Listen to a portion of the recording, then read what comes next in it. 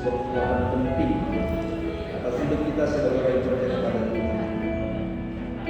Kiranya saya berdoa hari ini kehadiran kita tidak hanya sekedar hadir untuk beribadah, tetapi mintalah hari ini supaya roh itu ada dalam hidup kita, dalam hati kita, untuk kita mengalami berjumpa dengan Tuhan di pagi minggu ini.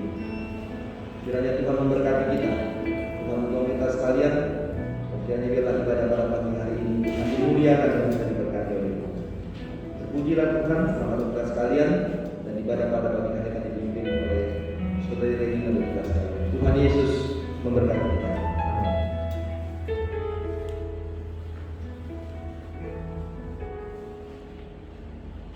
Selamat pagi, selamat datang untuk ibadah pada Tuhan. Kita percaya Tuhan itu hadir di rumah ini karena cintanya yang tanpa batas untuk kita. Dan pujian sebuah pujian untuk mengawali ibadah ini. Terima kasih buat cintamu.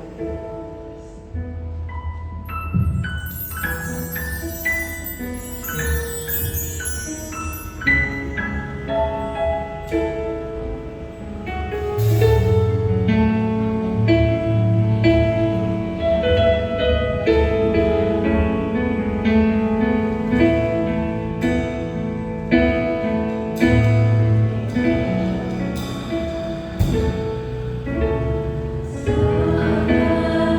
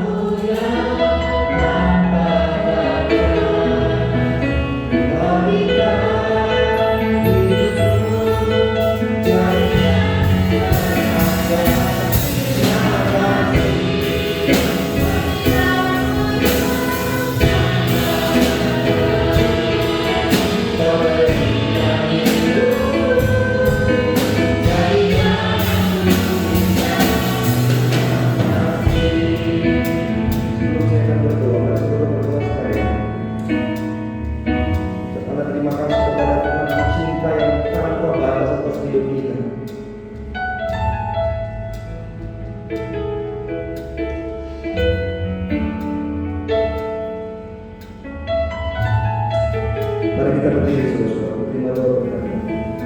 Terima kasih Engkau yang dapat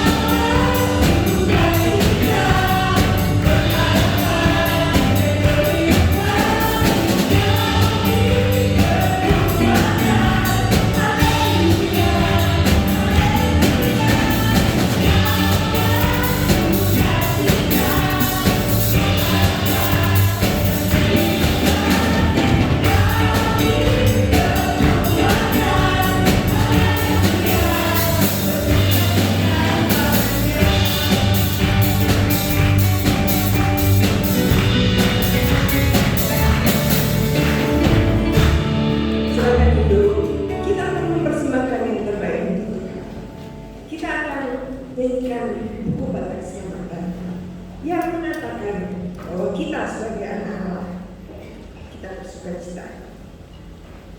167. Sungguh berbahagia kehidupan anak Allah. Saya mohon kesediaan yang bertugas.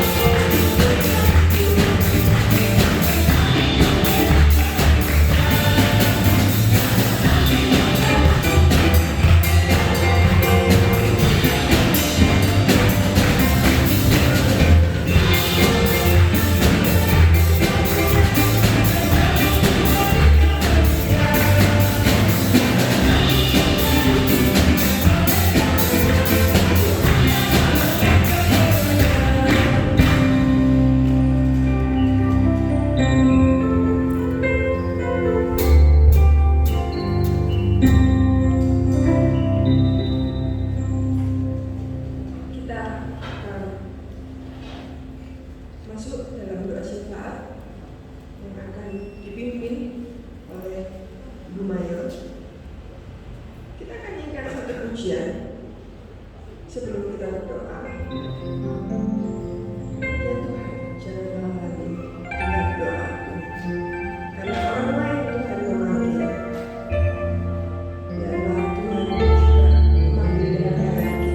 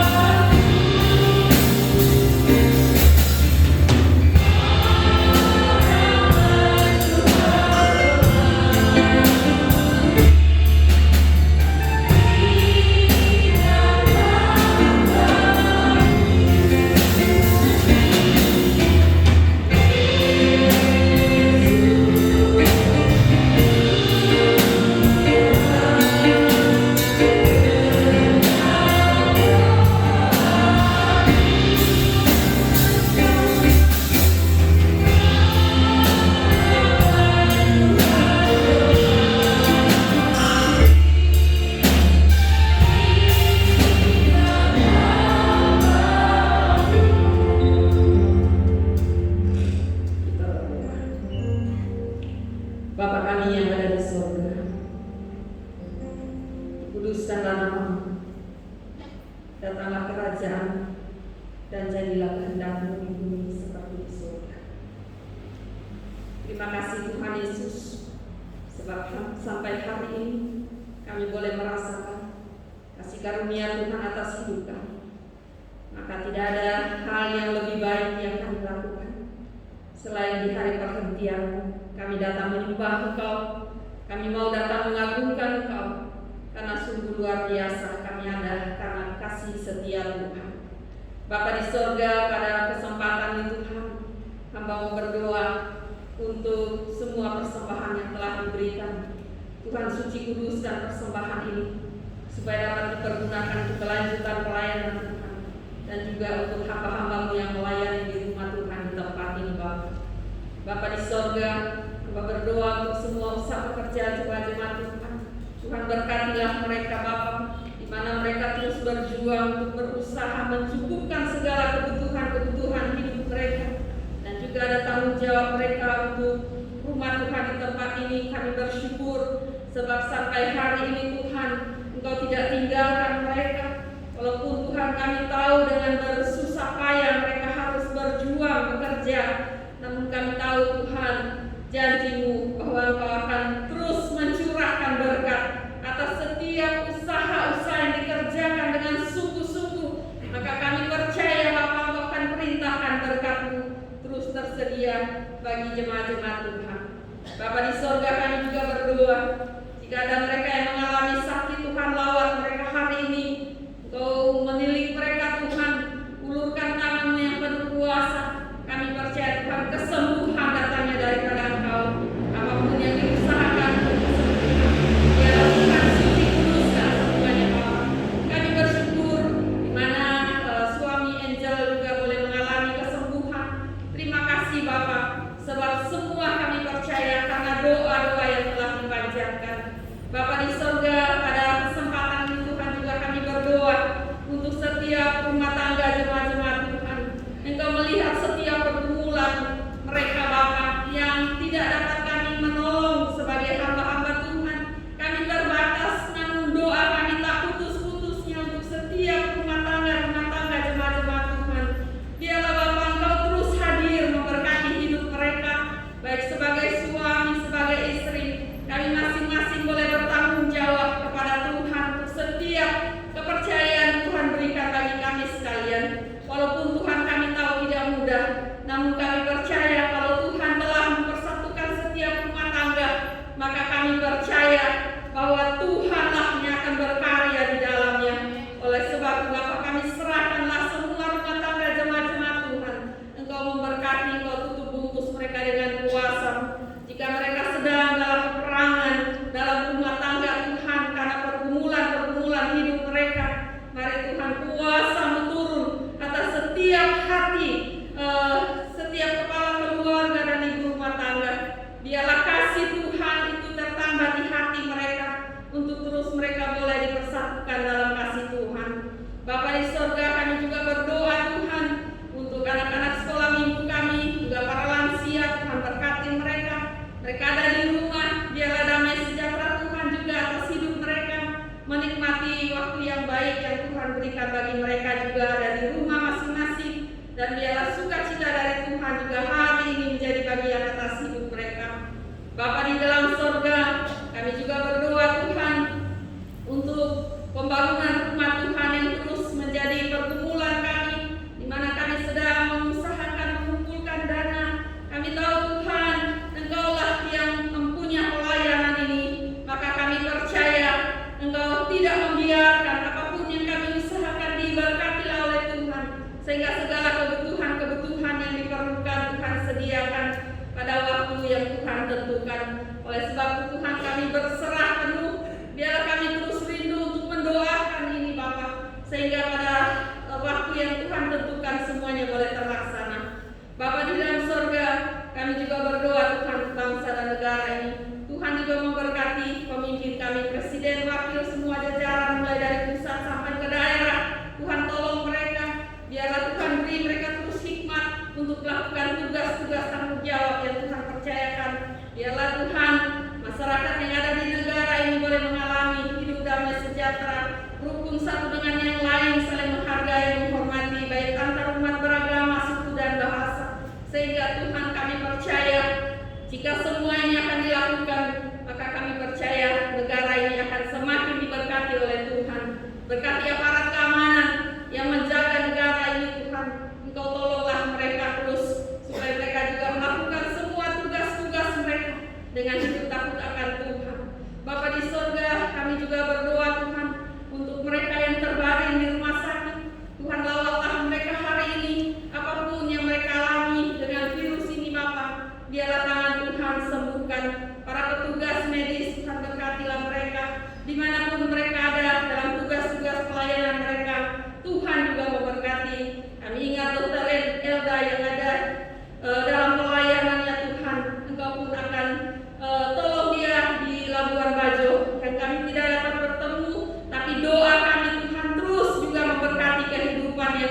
Dan juga ada beberapa anak-anak Tuhan yang tetap mereka memperhatikan pelayanan dengan memberikan ucapan syukur mereka, baik keluarga Bapak Soekarno, anak-anaknya, baik Hani dan Dana. Tuhan berkati mereka, juga anak dari Bapak Simon yang setiap bulan mereka memberi persembahan-persembahan mereka. Kami berdoa Tuhan, berkatilah mereka semua Bapa dalam segala tugas-tugas mereka. Bapa di sorga, terima kasih Tuhan untuk semuanya. Kami serahkanlah apa yang menjadi pergumulan-pergumulan kami. Kami tahu Tuhan Yesus, Engkau tidak tinggalkan. Terima kasih Bapa di sorga. Kami juga berdoa Tuhan untuk ibadah ini. Biarlah Roh Tuhan terus hadir, memberi kami sukacita untuk memuji Tuhan. Kami berdoa untuk hamba-Mu Bapa yang akan menyampaikan firman. Engkau urapilah Tuhan dengan kuasa-Mu, dan biarlah Tuhan hari ini kami kembali mengalami sukacita menerima berkat surgawi daripada Tuhan. Jika ada kuasa-kuasa yang akan merampas berkat firman Allah, kami tolak, kami hancurkan di dalam nama Yesus. Biarlah kuasa Tuhan memenuhi kehidupan kami. Terima kasih Tuhan Yesus. Inilah doa kami, mengampuni dosa dan kekurangan kami. Di dalam nama Yesus kami berdoa. Amin.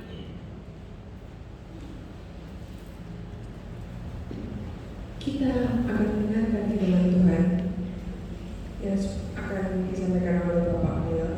Kita akan nyanyikan satu pujian, lingkupi.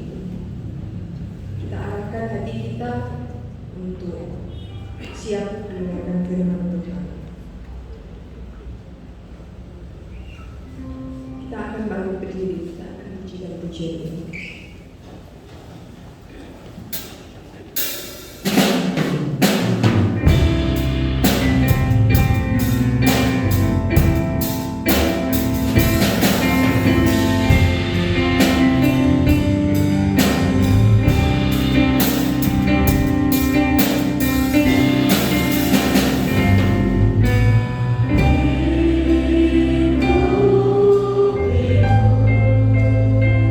Ku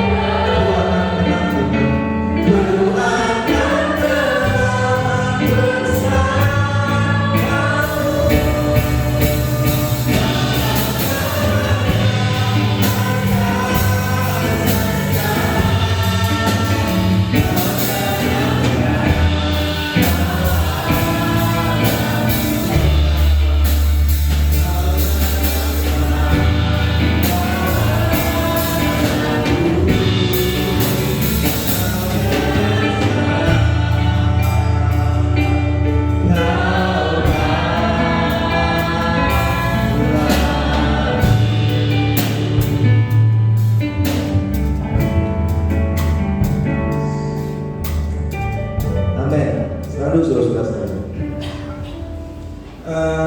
Bapak Ibu sudah berkata Tuhan, mari kita belajar dari firman Tuhan pada pagi hari ini. Saya ingin kita membuka Alkitab dari Injil Lukas pasal 9. Injil Lukas pasal 9 ayat 28 hingga 3. Injil Lukas 9 28 hingga 3, saudara-saudara. Dikatakan demikian, saudara-saudara sekalian. Kira-kira 8 hari sudah segala pengajaran itu, Yesus membawa Petrus, Yohanes, dan Yakobus lalu naik ke atas gunung untuk berdoa. Ketika sedang berdoa, rupa wajahnya berubah dan pakaiannya menjadi putih berkilau-kilauan. Dan tampaknya 2 orang berbicara dengan dia, yaitu Musa dan Elia.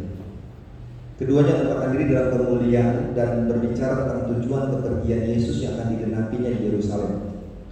Sementara itu Petrus dan teman-temannya telah tertidur, dan ketika mereka terbangun, mereka melihat Yesus dalam kemuliaan dan kedua orang yang berdiri dekatnya itu. Dan ketika kedua orang itu hendak meninggalkan Yesus, Petrus berkata kepadanya, "Guru, betapa bahagianya kami berada di tempat ini. Baiklah, kami dirikan sekarang 3 kemah, satu untuk engkau, satu untuk Musa, dan satu untuk Elia." Tetapi Petrus tidak tahu apa yang dikatakannya itu. Sementara ia berkata demikian, datanglah awan menaungi mereka, dan ketika mereka masuk ke dalam awan itu, takutlah mereka. Maka terdengarlah suara dalam awan itu yang berkata, "Inilah anak yang kupilih, dengarkanlah dia." Ketika suara terdengar, maka Yesus tinggal seorang diri, dan murid-murid itu merahasiakannya. Dan pada masa itu mereka tidak menceritakan kepada siapapun apa yang telah mereka lihat itu. Nah, Bapak Ibu sudah diberkati oleh Tuhan. Pagi hari ini saya ingin menyampaikan firman Tuhan tentang transfigurasi Yesus. Agak sedikit sulit saya mempersiapkan ini, saudara-saudara sekalian. Biasanya saya ingin khotbah, biasanya nggak terlalu berpanjang-panjang gitu. Tetapi saudara-saudara sekalian, waktu saya membaca ini berkali-kali, memang begitu sulit untuk memahami bagian-bagian ini, saudara-saudara sekalian. Sehingga tadi malam di jam 12 saya coba belajar dan melihat apa yang ingin Tuhan sampaikan, bagi saya bisa sampaikan kepada saudara-saudara sekalian hari ini. Saya bilang, Tuhan, saya bisa takutkan, bisa saya pahami tentang transfigurasi Yesus. Walaupun agak begitu panjang di malam hari, saudara-saudara, hampir 2 jam 12 malam lewat. Tapi saudara, saya bersyukur pada Tuhan karena bagian ini banyak kali memberikan pemahaman penting tentang transfigurasi Yesus di dalam masa-masa penderitaan.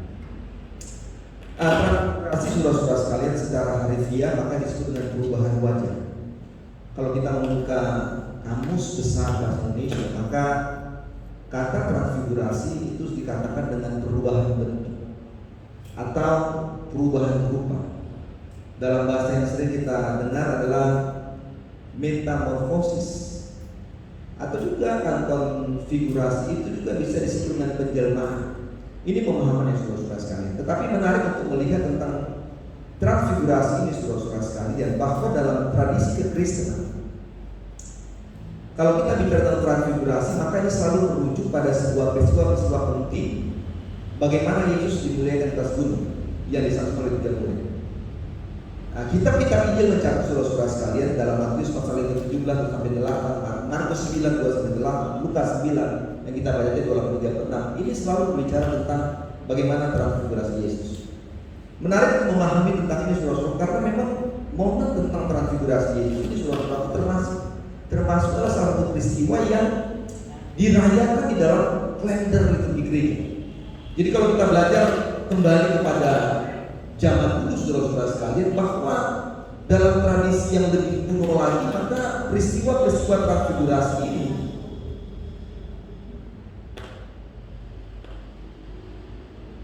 ini selalu menjadi salah satu hari raya besar Kristen.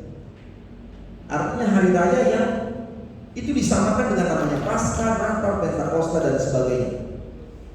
Waktu kita belajar transfigurasi ini, saudara-saudara sekalian, maka transfigurasi ini bukan hanya berbicara tentang sebuah sarana Allah mempersiapkan Yesus untuk menggenapi rencana Allah atas bumi ini melalui pengorbanannya di kayu salib, tetapi juga transfigurasi Yesus ini juga berbicara tentang bagaimana Allah memperlihatkan otoritas.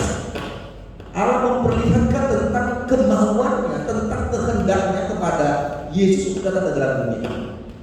Nah, saudara-saudara, mari kita coba belajar dan melihat peristiwa ini, saudara. Menarik sekali bahwa dalam transfigurasi ini juga tidak hanya Yesus, tapi juga dibilang ada Musa. Lalu ada Elia, saudara-saudara sekalian. Waktu kita memahami ini kenapa bukan Musa dan Elia, pada waktu zaman itu saudara-saudara Musa dan Elia sudah tidak ada dan sudah mati. Tetapi saudara-saudara Allah menghadirkan Musa, Allah menghadirkan Elia, saudara-saudara, sebagai perlambatan yang Tuhan nyatakan tentang kemahakuasaan Tuhan.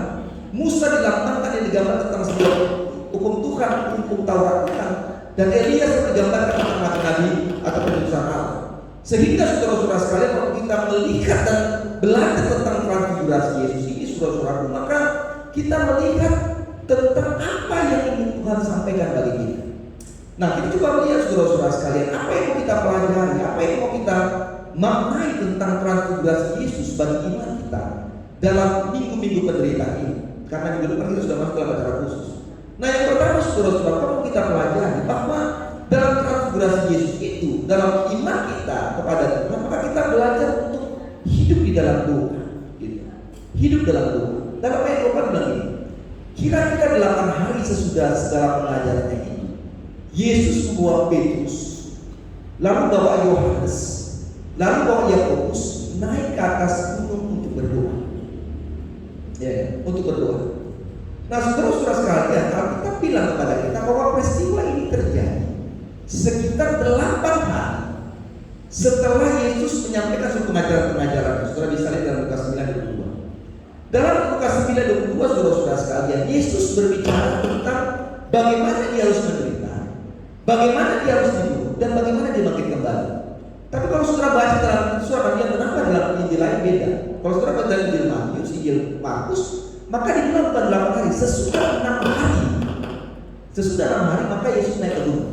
Tapi Lukas sebenarnya sudah 8 hari. Tetapi semua yang menarik saudara-saudara diberkati itu kan bahwa Yesus membawa 3 murid. Gak semua murid, 3 murid. Alkitab bilang adalah bahwa yang dibawa itu adalah Petrus, Yohanes dan Yakobus. Ketiga murid ini saudara selalu dibawa oleh Tuhan karena ketiga murid sangat dekat dengan Tuhan. Nah, dia bawa ke atas sebuah gunung. Alkitab gak bilang gunung apa. Tapi banyak orang yang mengatakan, para pelajar mengatakan gunung itu bisa dengan gunung Tabor, saudara sekalian. Sekarang di gunung Tabor ada sebuah gereja yang selalu mereka pernah membuat sebuah ibadah yang luar biasa. Lalu ada juga katakan gunung Hermon. Gunung apapun itu saudara-saudara sekalian, tetapi kita belajar bahwa pada waktu Yesus membawa murid-muridnya ke sana, maka tujuan Yesus adalah untuk berdoa. Untuk berdoa. Waktu saya membaca ini bahwa Yesus untuk berdoa, artinya kita belajar bahwa Yesus sudah mengetahui bahwa ia akan mempersiapkan dirinya untuk mengalami sebuah penderitaan. Dia tahu bahwa dia akan penderitaan.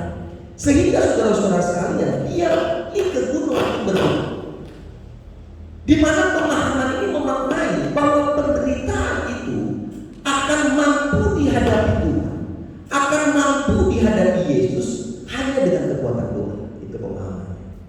Waktu dia pergi ke gunung untuk berdoa, saudara-saudara sekalian, dia ingin menyatakan kepada Bapa di surga sebagai manusia. Dia tahu dia akan mati, dia tahu akan penderitaan, maka dia tahu bahwa hanya dengan kekuatan doa dia mampu menghadapi penderitaan itu, sehingga dia pergi untuk berdoa. Tapi kalau kita belajar dari ketiga muridnya, saudara-saudara sekalian, kita belajar sesuatu yang terbalik. Dalam ayat 32 kita belajar, saudara-saudara sekalian, pada waktu Yesus berdoa, maka kita bilang para muridnya, baik itu Petrus, Yohanes dan Yakobus, dibilang apa itu? Ya kan? Mereka tertidur. Saudara bayangkan, satu sisi Yesus berdoa, tapi satu sisi para muridnya tertidur. Mengapa? Mengapa para murid tertidur, saudara-saudara? Sebab mereka melihat bahwa apa yang dilakukan Yesus itu hal yang biasa, hal rutinitas. Karena tiap hari mereka ikut kalian mau Yesus pagi-pagi dia pergi berdoa, malam-malam dia pergi berdoa, yang udah biasa dia berdoa aja. Mereka melihat peristiwa Yesus berdoa itu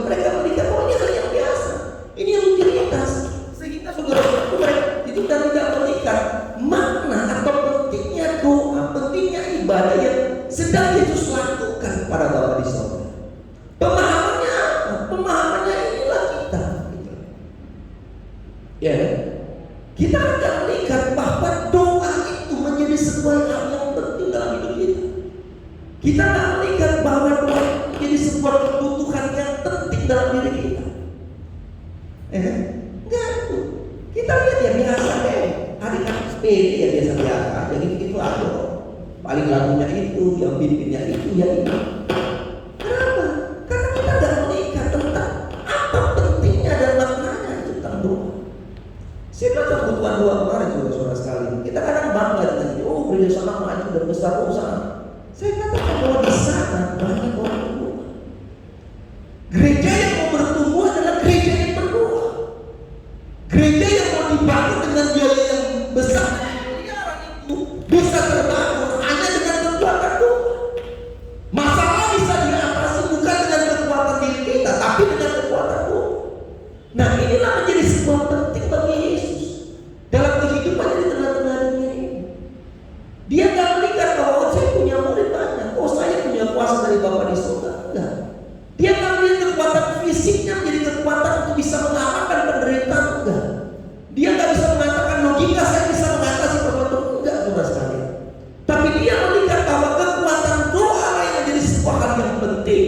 Bagaimana dia bisa melewati masa-masa penderitaan dalam dunia sehingga dia bisa mencapai namanya Golgota itu, saudara sekalian. Nah, mari kita coba belajar dari transfigurasi Yesus ini. Sejauh apa kita bisa membuat doa menjadi sebuah kebutuhan penting bagi hidup kita?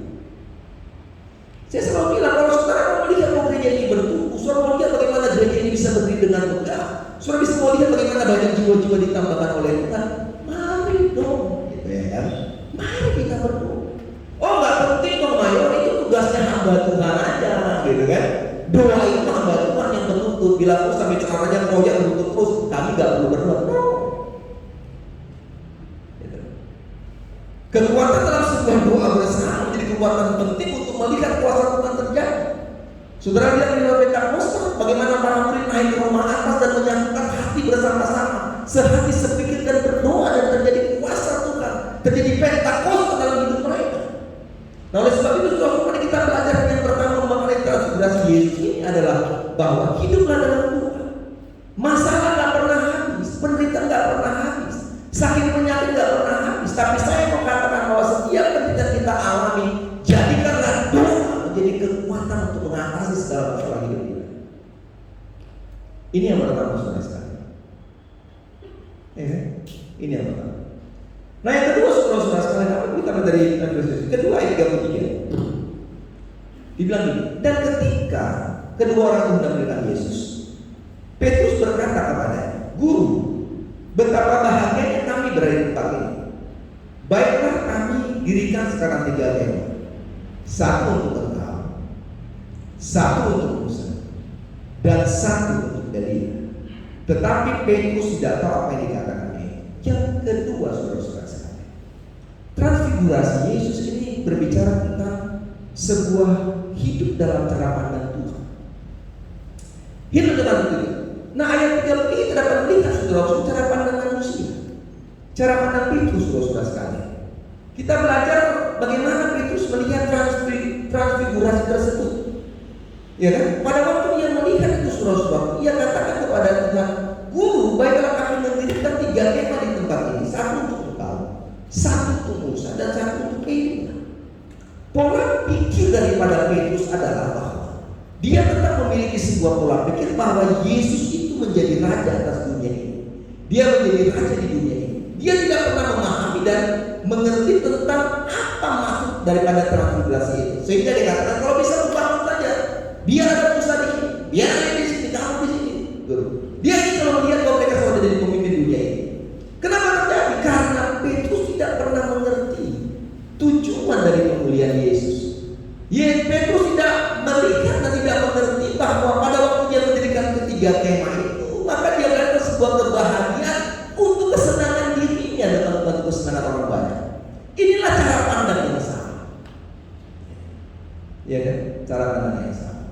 Nah, setelah diberkati oleh Tuhan, artinya mau kita pelajari, mari kita belajar untuk melihat dan memandang setiap apapun yang terjadi dalam dengan cara pandang Tuhan. Ini susah ya, karena cara pandang Tuhan kita berbeda. Kadang-kadang manusia cara pandangnya beda ya. Satu bilang ini, satu bilang ini, gitu. Beda-beda cara. Oke lah, apa? Kita satukan aja biar sama. Gitu. Tapi sosok diberkati oleh Tuhan karena kita belajar melihat yang mana setiap apapun dalam hidup kita dengan cara pandang Tuhan dan bukan cara pandang kita. Yang membuat kita menjadi hopeless, yang membuat kita menjadi tertekan kadang-kadang adalah saudara-saudaraku, bagaimana kita melihat setiap hal dalam diri kita. Itu bukan cara pandang kita dan bukan cara pandang Tuhan. Saya mau katakan bahwa Yesus melihat penderitaan di Golgota yang dihadapinya saudara-saudara sekalian. Itu bukan cara pandangnya secara manusia. Sehingga saudara-saudaraku, dia melihat bahwa penderitaan yang akan dialaminya bukan sebuah beban yang harus dipikul. Sehingga penderitaan harus dialaminya bukan sebuah ketakutan yang membuat dia menjadi jauh daripada Tuhan. Tetapi Yesus melihat bahwa penderitaan yang dialaminya dengan cara pandang Tuhan. Dia melihat yang dialaminya dengan cara pandang maksud daripada Bapa di surga bagi diri. Saudara diberkati oleh Tuhan, saya baca dan melihat itu dan saya boleh berpikir benar juga. Ya kan, siapa sih yang punya persoalan?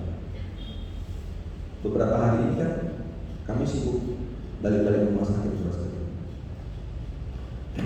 Biasa, saya selalu bilang sama rumah sakit, berikan kalian untuk general check up. Biasanya usul sekolah ini nggak tahu ya, nggak lakukan itu. Lalu kalau saya lakukan katanya, oh bisa ya, bisa ya. Bisa. Saya pernah cek up. Tahun lalu juga lakukan itu, tahun ini lakukan itu. Cuma tahun ini agak berbeda sekali. Ada hal yang terbaik dalam tubuh gitu. Hasilnya kurang memuaskan. Terus macam-macam saudara kalian harus rujuk ke mana tuh? Ke jantung lah, ke dokter bedah, macam-macam lah. Terus saya coba melihat cara pandang diri saya saudara sekalian, ya saya bilang bahwa Tuhan itu udah berapa bulan kan? 3421 ya, 53 gitu ya. Biasanya udah Alkitab buka tuh, dekat-dekat tuh. Ya 70 gitu ya, agak ya nyaris lah gitu ya. Udah mulai banyak berlutut nih gitu ya, supaya nih gitu kan. Tapi saudara berkait dengan ini gitu. Mulai rubah konsep berpikir gitu. Dan melihat bahwa apa yang kita dengar, apa yang divonis oleh dokter sekaligus, mari belajar untuk melihat cara pandang itu. Nah ini jadi menarik saudara-saudara, karena memang ada banyak kita menjadi tertekan dalam sebuah penderitaan. Ada banyak kita tertekan dalam sebuah sakit penyakit. Ada banyak kita tertekan dengan beban hidup ini. Kenapa? Karena kita selalu berpikir dengan cara pandang kita untuk mengatasi sebuah persoalan. Dan ini yang membuat kita, ya Senin Kamis ibadahnya, Senin Kamis doanya, gitu loh. Mau datang ibadahnya, ya nggak bisa. Kalau Yesus belajar untuk melihat, dia sudah tahu bahwa dia akan mati kayu salib. Saudara ingat bahwa dalam pelayanannya di dunia ini, maka hidupnya terus bertemu dengan Bapa, berdoa pagi-pagi hari, malam-malam hari dia datang dan berdoa kepada Bapa di surga. Dan ini kekuatan yang besar.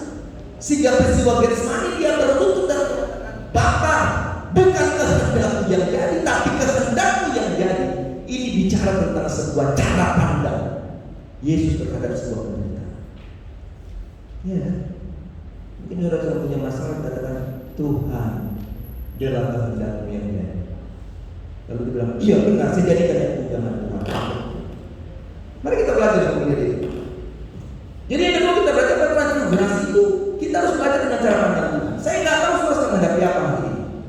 Saya nggak tahu saudara sedang menghadapi pergumulan apa hari ini. Tapi saya mau katakan hari ini, apapun yang kau sedang menghadapi, belajar untuk melihat dengan cara pandang Tuhan. Kegagalan kah itu, persoalan rumah tangga kah itu, sakit penyakit kah itu, apapun yang sedang kau hadapi, yang kau anggap sebagai sebuah penderitaan dalam diri, belajar untuk melihat dengan cara pandang Tuhan. Ya, yang ketiga, ayat 7. Ayatnya yang 34 dan 35. Sementara dia berkata demikian, datanglah menemui mereka dan ketika mereka masuk ke dalam rumah itu, takutlah mereka. Maka terdengarlah suara dari dalam apa yang berkata, inilah anak yang kupilih, dengarkanlah dia. Yang ketiga saudara-saudara sekali, kita belajar tentang peran tugas Yesus itu belajar tentang untuk mendengarkan Tuhan. Selalu saya belajar bahwa kenapa Tuhan ciptakan dua telinga dan satu mulut, supaya kita banyak dengar, bukan banyak ngomong gitu ya. Mendengarkan Allah itu tidak berarti bahwa kita luput dari segala kesulitan. Mendengarkan Allah bukan berarti kita terlepas dari sebuah persoalan. Tapi kita belajar pada waktu kita mendengarkan Allah, itu yang pertama adalah bahwa kita memberi tempat yang utama pada Allah untuk berpindah atas hidup kita. Ini maknanya luar biasa. Mendengar Allah sekali lagi, itu artinya adalah kita memberi tempat yang utama pada Allah untuk bertindak atas hidup kita. Nah, saudara berkata Tuhan, ini menjadi sebuah hal yang menarik karena kita kadang-kadang nggak bisa menempatkan Tuhan yang prioritas. Kita nggak bisa menempatkan Tuhan di atas hidup kita. Karena kita mulai melihat bahwa tindakan-tindakan kita menjadi tindakan yang benar dalam menghadapi sebuah persoalan tanpa kita mau mendengar suara Allah. Kita mau mendengar suara Tuhan. Karena tidak mudah. Karena seperti saya katakan, waktu saudara belajar untuk mendengar Allah, maka itu kita harus belajar untuk hidup dalam kemauan Tuhan. Belajar untuk menempatkan Tuhan yang utama dan melakukan apapun dalam diri kita. Kadang-kadang Tuhan melakukannya tidak dengan terlalu cepat. Kadang-kadang Tuhan juga bisa melakukannya terlalu lama.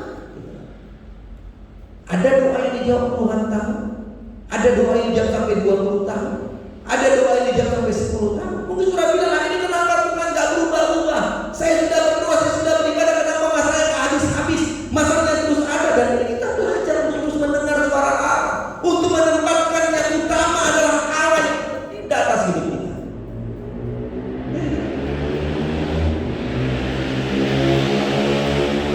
Saya pernah di ibadah doa, saya terus berdoa untuk PD. Saya bilang sama Tuhan gini, saya percaya Tuhan bahwa PD di tempat ini akan banyak jiwa-jiwa yang berkenan untuk datang doa. Saya bilang, mungkin tidak terjadi pada waktu saya di sini. Mungkin saya sudah pindah 3, 4, 5, 10 tahun lagi, tiba-tiba orang bilang, oh ayo sekarang PD-nya banyak. Banyak yang banyak. Dan saya bilang, puji Tuhan. Karena itu jawaban doa saya naikkan 10 tahun yang lalu. Mungkin seperti itu. Jadi selalu berdekat itu kan mungkin semua sudah alami lama, gak ada perubahan, lama gak sembuh-sembuh, lama masalahnya selesai-selesai. Tapi mari kita belajar terus mendengar suara Allah, mendengar suara Tuhan, menempatkan Dia yang utama dalam hidup kita untuk membuat Dia bertindak atas diri kita. Ya. Nah, mendengar Allah yang kedua kita belajar bahwa perlu yang namanya penyerahan diri yang sepenuhnya dalam tuntunan Tuhan. Yang saya katakan itu doa Getsemani kan bicara doa penyerahan dari Bapa di surga, dari Tuhan, daripada Yesus kepada Bapa di surga. Penyerahan diri yang sepenuhnya bukan pasrah. Penyerahan diri sepenuhnya bukan katakan ya udahlah, mati, hidup, bagaimana terserah pasrah, gak tahu berapa. Penyerahan diri sepenuhnya dalam tuntunan Tuhan itu belajar tetap percaya kepada Tuhan, meletakkan diri kepada Tuhan dan melakukan apa yang Tuhan perintahkan, melakukan apa yang diinginkan Tuhan, dan membiarkan Tuhan yang menuntun hidup kita dalam apapun yang kita lakukan. Sehingga saudara-saudara sekalian, kita melihat yang namanya sebuah kemenangan ini. Transfigurasi Yesus belajar kepada kita saudara-saudara untuk kembali mengintrospeksi diri kita masing-masing. Saya membaca ini berulang-ulang dan saya melihat bahwa Tuhan benar-benar mengingatkan kita tentang pentingnya hidup dalam sebuah doa. Ya Tuhan, ya jangan lalu dengar doa, itu pujian yang sedang berdoa. Jangan malas berdoa, saudara. Doa itu pujian. Hiduplah dalam sebuah pola pikir apa yang sedang Tuhan bicarakan bagi kita. Dan dengarlah suara Tuhan. Gak ada masalah yang berat, gak ada masalah yang besar. Pada waktu kita mau menempatkan Tuhan yang utama untuk bertindak atas hidup kita dan berdoa dan melihat setiap penderitaan dengan cara pandang Tuhan, maka saya percaya saudara akan melihat kemenangan dan rindu saudara sekalian. Ada sebuah nyanyian saudara-saudara nomor 254 dalam buku nyanyian.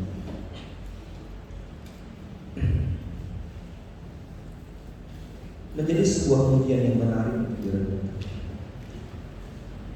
Semua kita perlu yang namanya doa.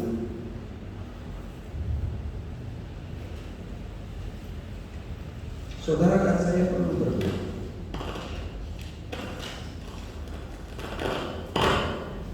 Mengatakan, ku datang pada Tuhan dan memohon pertolongan. Dengarlah doa di dalam suka dan duka, dalam suka dan duka, Engkaulah yang kubutuhkan.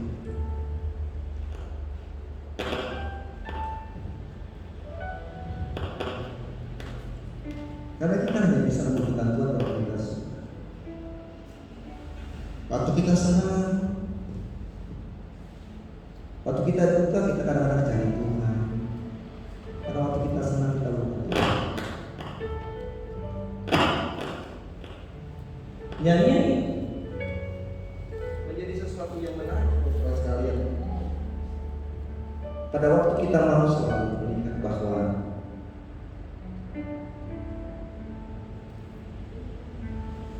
doa menjadi sesuatu yang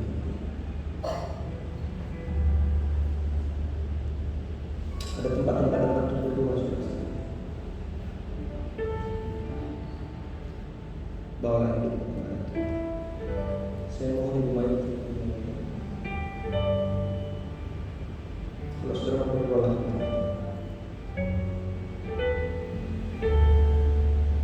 kiranya pujian yang berat saudara sekalian. Ya Tuhan ya Allah. Mari kita nyanyikan pujian. Gunakan kesempatan ini, waktu ini tidak pernah kembali, akan berlalu.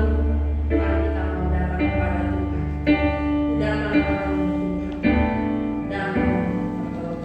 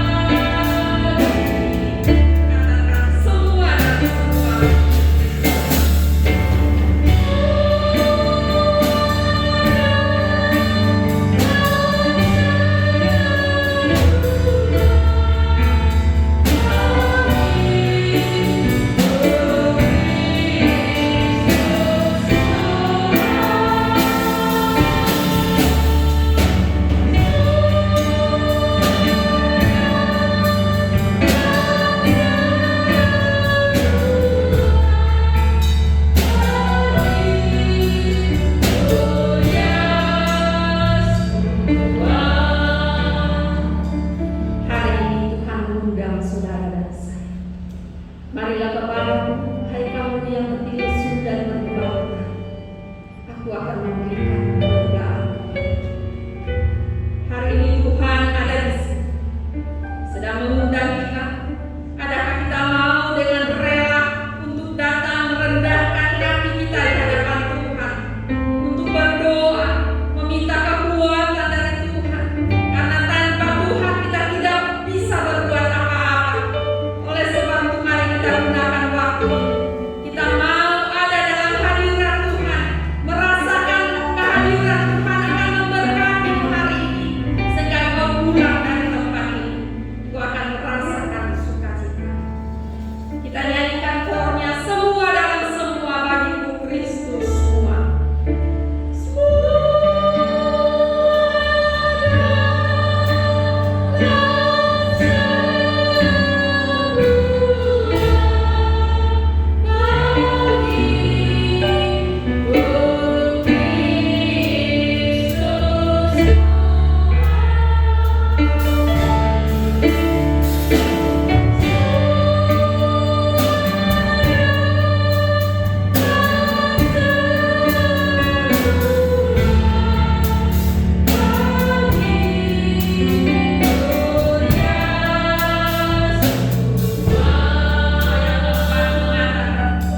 Penyakit dan pencobaan tak akan memisahkan kita dari kasih Tuhan.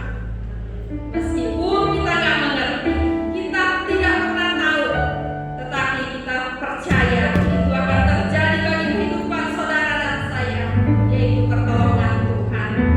Kita merasakan. Mari kita berdoa. Maha besar Tuhan Allah Bapa kami yang bertata di dalam kerajaan sorga. Hati kami terangkat kepada Tuhan, kami menaikkan syukur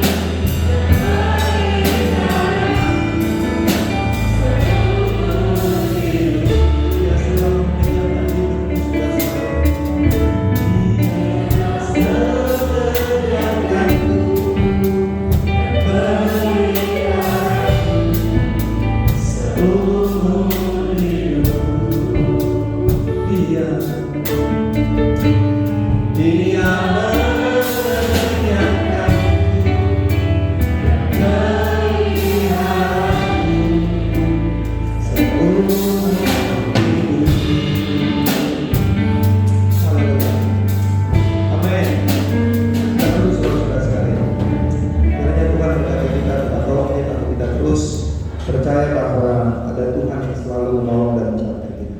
Tuhan berkati kita saudara-saudara sekalian, kita dengarkan pengumuman Paulus.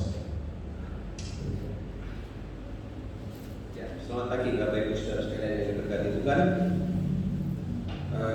Sesuai dengan khotbah tadi ya, seperti di dalam Lukas yang sudah dikatakan bahwa anak manusia harus menanggung banyak penderitaan. Berarti kita sebentar lagi juga akan merayakan ibadah Paskah ya. Jadi ibadah Paskah kalau perayaannya supaya mudah diingat, kalau di gereja lain ada Kudus Putih, kalau di tempat kita adalah ibadah sejak Getsemani itu pada hari Kamis tanggal 1 bulan 4 tahun 2021 ya. Diusahakan kita akan memakai Zoom ya. Kenapa Zoom? Pada hari itu juga nanti ada PKB ya. Jadi bagi saudara-saudara yang ingin mengikuti bisa meminta nomornya kepada saya, Bapak Mayor, Ibu Mayor, Melani, Ibu Elsie, Sersan Mayor yang ada di belakang, dan saudara-saudara sekalian tentunya akan mengikuti. Supaya apa? Karena beberapa waktu tahun yang lalu sejak Getsemani ini kurang diminati ya. Tapi kali ini kita mau dalam jumlah yang agak banyak dan sekaligus kita mau latihan di dalam penggunaan teknologi. Itu yang pertama. Kemudian besoknya tanggal 2 bulan 4 tahun 2021 ya, pukul 9 pagi, hari peringatan Jumat Agung. Ingat ya, jadi Jumat pukul 9 pagi peringatan hari Jumat Agung, dan disertai dengan persembahan sehari di bawah salib.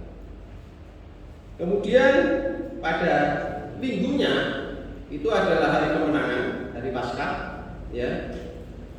Berjalan seperti biasa pukul 6 pagi.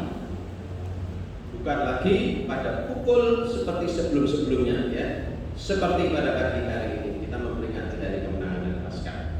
Ya, itu kegiatan daripada ibadah Paskah. Kemudian kegiatan sepekan akan datang berjalan seperti biasa.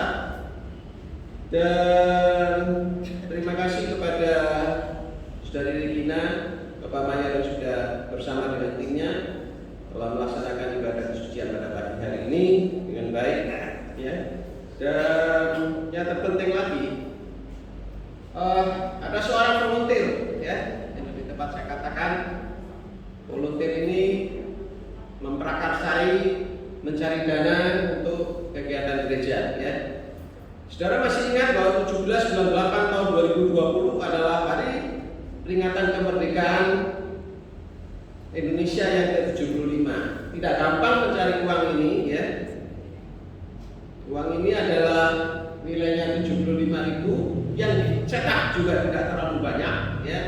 Bagi saudara-saudara yang menginginkan bisa menghubungi Bapak Hendro ya. Nilai ini bukan nilainya 75, saudara harus memberikan pengganti adalah 100.000 sebagai biaya parkir, antri dan lain sebagainya.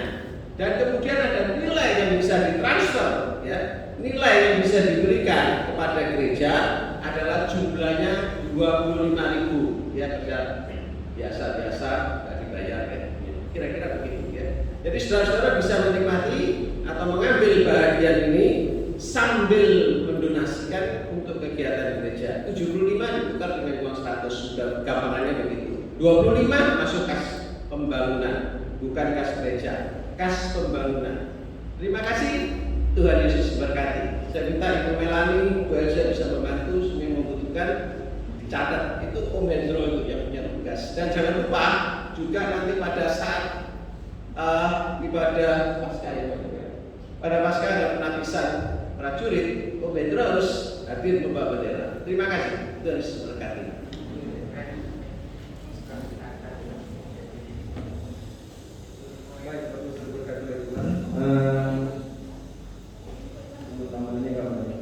Jadi dicatat, diingat kegiatan-kegiatan ibadah ini supaya jangan lupa ya. Baik, yang berulang tahun minggu ini satu saja, Bapak Henry Samuel Tanjai, tanggal 13 tahun. Itu Pak ya? Bapak bintangnya Pak Yesus kok. Yesus ya Bapak. Baik, komentar ini nanti kita nggak tahu kamu di mana ya. Apakah semua ada open house di Putri? Baik, saudara sekalian. Yang kedua, saya mau hubungan doa ya, saudara sekalian. Begini, kemarin saya bertemu dengan seorang anggota dewan DPRD Provinsi Jawa Timur dari fraksi PDIP Perjuangan. Berbicara dia undang kami beberapa kemajuan. Lalu dia ingin menolong untuk memberikan bantuan. Dua bantuan, satu bantuan untuk renovasi, satu bantuan untuk sarana dan prasarana. Lalu berbicara saudara-saudara sekalian, dia bilang, saya tanya itu Pak, tiap tahun ada dia. Tapi kita nggak pernah lihat bala keselamatan untuk minta.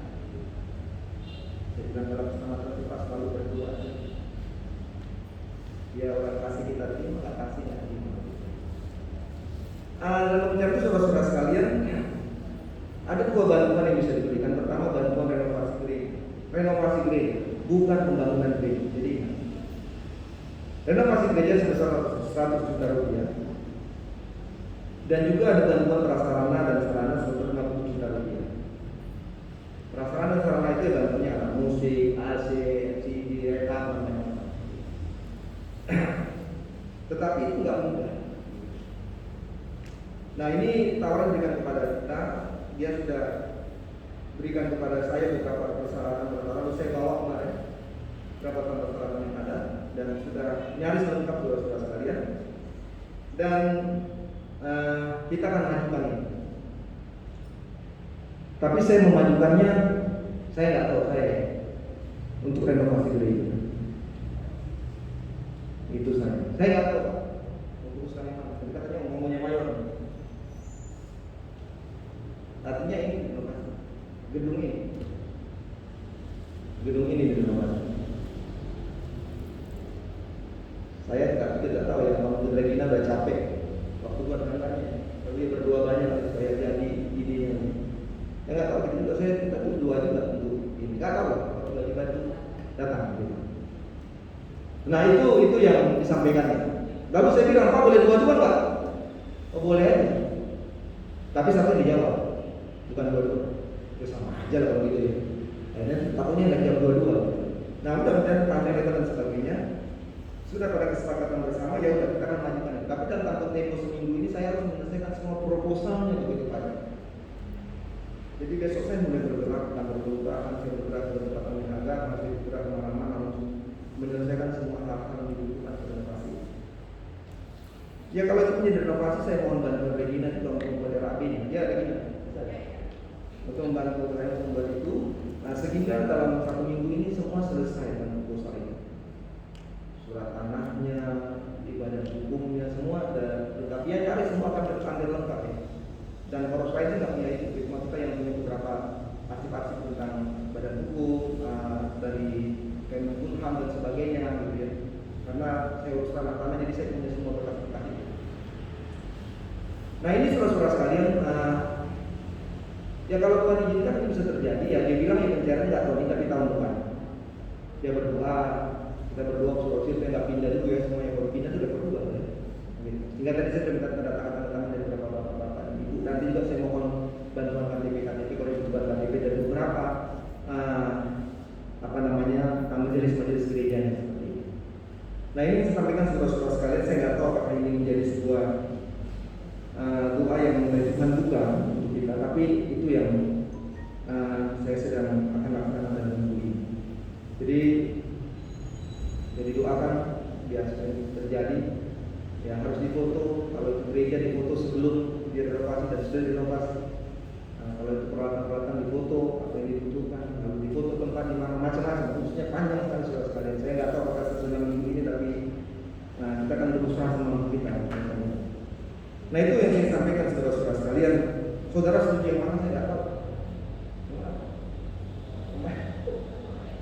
Yang mana yang setuju ini? Kalau yang renovasi ya renovasi, kalau sama-sama bukan berarti kalau 50 kita lebih cepat turunnya nggak juga. Sama-sama turunnya sama. Tahun yang sama, bulan yang sama, tapi cuma beda awalnya saja. Ini adalah 800 gereja sebenarnya. 800 gereja dan kita bersyukur Bapak ini punya bapak keselamatan. Tapi ini hanya bapak gereja, ahli-ahlinya. Saudara-saudara lain, dia ingin bapak keselamatan, dia tolong bapak keselamatan. Nah ini yang saya sampaikan saudara-saudara sekalian. Kalau saya masih berusaha dari bapak gereja, lalu kita lihat dari perkembangannya dan segala urusan. Nanti kalau visi badan ini saudara kasih masukan, silakan. Tapi jangan terlalu banyak masukan yang bisa disinggung. Ya. Jangan sulit, jangan dipersulit kalau bisa mudah. Mudahkan atau bisa mudah gitu. Nah saya rasa itu saudara-saudara sekalian. Lalu kemudian seperti katakan tadi, penabisan prajurit pada pasca sudah disiapkan semua, dan diberikan pelajarannya bisa dilaksanakan dengan baik. Nah terima kasih untuk kehadiran kita saudara-saudara sekalian. Kita terus berdoa dan percaya bahwa Tuhan akan pasti memberkati kita. Kegiatan pasca terus akan terus berjalan. Tolong bisa disiapin program kerjanya dan orang-orangnya, dan semua kita akan melakukan televisi, program dan juga orang-orangnya sehingga ada SKSK yang keluar. Jadi saya mau memajukan itu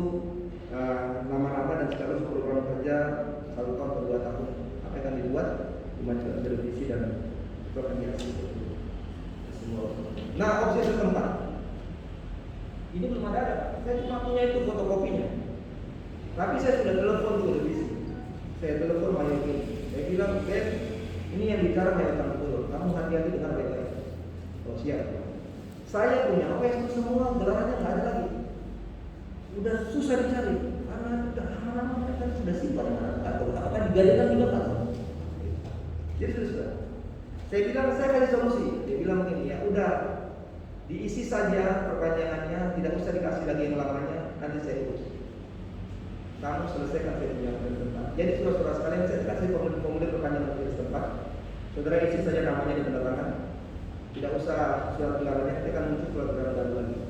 Ya, ini harus dilengkapi saudara sekalian, supaya semua waktu kita membutuhkan apapun seperti urusan-urusan seperti ini, mereka butuh yang namanya majelis gerejanya, maka semua itu saudara. Ya, saya rasa itu saja. Tuhan Yesus memberkati kita. Jangan lupa nambahin batu 100.000 adanya Pak ya. 100.000 ya.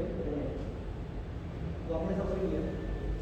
100.000. Murah. Baik, mari kita berdiri saudara sekalian. Kita akan 5 doa. Doa Yabes menjadi doa kita sebelum kita terima doa dari firman.